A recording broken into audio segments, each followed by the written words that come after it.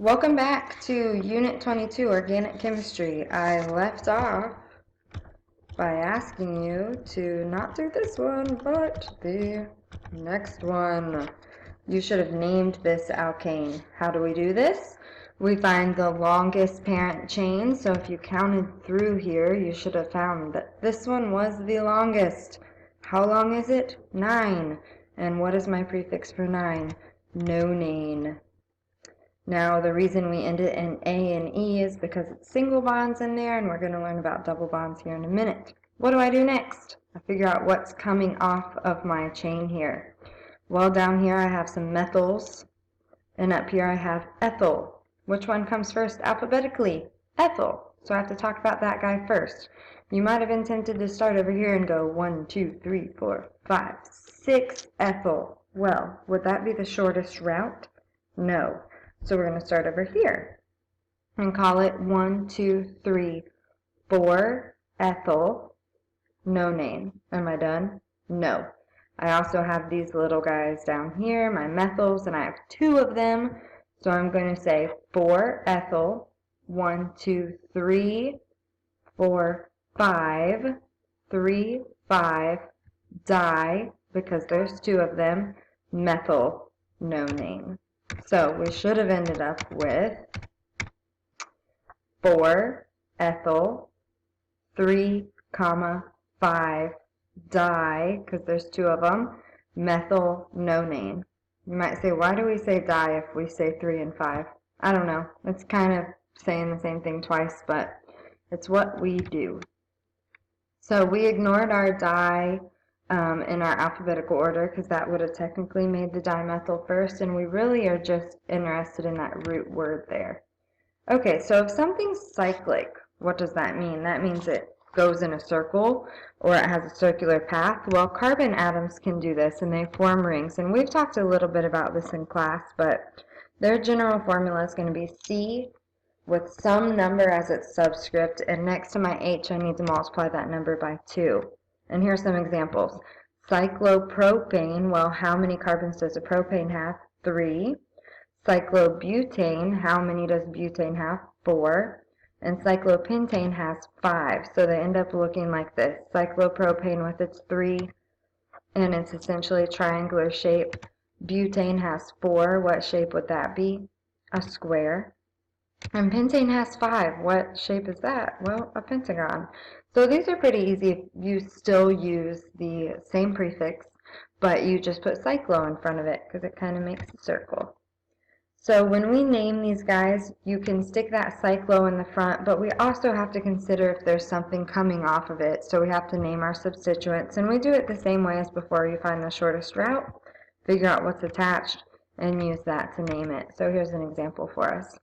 How many are in my ring there? Well, I have 5. 1, 2, 3, 4, 5. So that tells me I have a cyclopentane. And what do I have coming off of it? Well, down here I have my methyl group. And up here, if you go back and look, this is what I told you in the first video where I said it is a propyl group, but it's bonded to the middle. So since this guy's bonded in the middle right here and has one coming off each side, that makes him isopropyl. So think of isopropyl alcohol. It's because it has that bond in the middle there. But what's happening here is we need to name them in alphabetical order. What comes first, isopropyl or methyl? Isopropyl does. And what number is it coming off of? Well, we don't really have a designated start and end point when it's a circle. So what we can do is just start with the one he's coming off of. So 1 isopropyl, 1, 2, 3, 3 methyl, cyclopentane. Let's see if I was right. Ooh, almost there. 1 isopropyl, 3 methyl, cyclopentane. Makes sense. Good. All right. So take a pause here and try this one out and then come back. Well, what I'm going to ask myself is how many do I have here in this ring? 4, which tells me it's butane and it's cyclic or circular, so it's cyclobutane. Then I need to figure out what's coming off of it. So there's my cyclobutane. Well, I'm going to look over here at both of these guys, and this one is going to be an ethyl group that's on the right, and on the left I have a propyl group. So which one comes first alphabetically? Ethyl. So I'm going to name this carbon number 1 and call it 1-ethyl, and just go the shortest route. So we don't want to go all the way around, we just want to go to our left. 2-propyl. But why is this not isopropyl? If it was isopropyl, it would have been attached to the central carbon in the chain, not to an end. So that makes this propyl. So I have 1, 2 here, 1-ethyl, 2-propyl cyclobutane. Hopefully that makes sense. So far we've talked about single bonds, which we called alkanes. Well, now we have to talk about double bonds. We call those alkenes. And the reason we call them alkenes is because E is higher than A on the alphabet. That's essentially why they named it that. There's no better reasoning.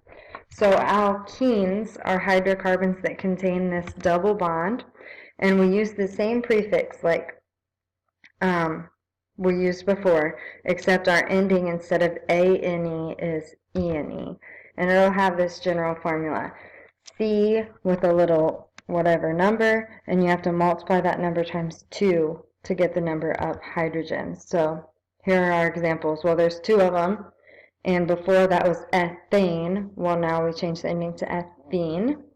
What if we have 3? Well, before it was propane, but now it's propene. Now, there's a little caveat here, and what we have to do is we have to start saying where the double bond is when we get up to more than 3, because the double bond can be anywhere within those 4. So for example, here's butane, and my double bond's all the way over here on the right. Well, we still want to do our shortest amount. So if I have 4, this is 1, 2, 3, 4. I'm going to call this 1-butene, and that tells me my double bond is between my first and second. What if it was like in that second picture on your notes, and it was between the second and third? You'd call it 2-butene. And then your last one on there, it's between the first and second one, and all that really is the first one flipped around, so it's still 1-butene. Hopefully that makes easy sense. Now, moving on to understand the structure a little bit more, we can talk about what we call cis-trans isomerism, which sounds crazy, but what is an isomer again? It's a different shape than originally, or that we would assume would occur. And alkenes can exhibit this, and it really depends on where things are connected together. Why this matters to us is because think about a double bond compared to a single bond. It's much tighter, closer together, makes it really rigid, and it can't rotate around as easily to get into the shape it would want to be in. So here are some examples. These still have the longest chain of 4 carbons. So that tells me that they're both butene. And they also have this bond that's in between their second and third carbons, which tells me it's 2-butene. But what's different about them is where the ends are hanging out, or where their groups are chilling. These are both on the same side, and these are on opposite sides. Okay, so this one's considered cis-2-butene because they're on the same side here. And this one's considered trans-2-butene because they're on opposite sides. So cis essentially means same side of the double bond, and trans means opposite sides of the double bond. So here's another example. What do you think we would call this one? Well, we know there's 4 in a row here, so it has to be butene, and it's between the first and second carbon because my shortest path is from here, so it's definitely 1-butene. Which side are my ends on? Well, they're on this side, but there's nothing else on the other side. Because of that, this is actually kind of a trick question. It's not possible because there's only that one group that's connected. Now, if my double bond had been in the middle here, it would be a little different, but because they can only all be on one side, it doesn't count. Okay, so it's kind of a trick question. This one's just one butene. Now, what if something has a triple bond? We call those alkynes. And an alkyne has this general formula of C to a certain number of C's. Take that and multiply it by 2 and then subtract 2. Which makes sense because what does a triple bond take away? The opportunity to bond to another hydrogen. Okay, so it takes away 2 electrons.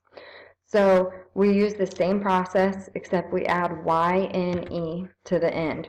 So this one has 2 carbons. It would normally be ethane. If I bonded it double bond, it would be ethene. And now that I have a triple bond, it's ethyne. See how confusing that can get? And you may have heard of an acetylene torch. Acetylene is actually like the common name for ethyne. Now how about this guy? He has 1, 2, 3. So he might normally be propane. With a double bond, he'd be propene, but because he has a triple bond, he's propyne. So it seems kind of crazy naming, but it definitely is. We still have to talk about where the triple bond is in these examples. So here's one. How are we going to name this guy? Stare at him for a minute. Hit pause if you need to, and try to name him. Okay, well, what are we going to use as our parent chain here? We have 1, 2, 3, 4, 5, 6, 7, or 1, 2, 3, 4, 5, 6, 7. You pick whichever one you want to use. But either way, since it has 7, it has to be heptyne, Y-N-E, and I have to say where it is. And it is on the 3rd one. So I'm going to have something 3-heptyne. What do I do next? I consider these little guys sticking out to the side, my substituents. Well, what is that? That's an ethyl group. But I have to say where he's located, and he's on number 5. So I'm going to have 5-ethyl, 3-heptyne. Do I have to put cis or trans on this one? I don't, because there's only one option for something to be hanging out on the side of the bond. Okay, how about this one? Take a pause, try to figure this guy out and come back. Okay, so the parent chain here is 1, 2, 3, 4, 5, 6 long. So if it's 6 long, it's hexene. Well, where is my double bond? He's on the 2nd one. So I'm going to have 2 hexene, because I'm talking about a double bond, not a triple bond. And I have to figure out what I have off of this guy. Well, here's one. What's he going to be called if it's like CH3 methyl? And he's off of number 4. So that's going to be 4-methyl. But I had to bring my trans into play on this one because he's above the double bond and he's below the double bond. Because of that, they're on opposite sides. That makes it trans. Trans for methyl 2-hexene. Crazy enough for you yet? Well, let me crank it up a notch. A hydrocarbon is this cyclic unsaturated multiple bond hydrocarbon, right? But what happens when it's got double bonds? We consider it to be what we call aromatic. And benzene is an important example of this. And we've talked about benzene a little bit. He has these double bonds that switch throughout, and he can be written 2 different ways here. There are a couple naming things to consider with this guy, and these are the rules we have to remember. Ortho means it's on the 1st and 2nd, meta means it's on 1 and 3, and para means it's on 1 and 4. So, take a second and see if you can answer this one. And in the next video, I will tell you what the proper name is of this guy.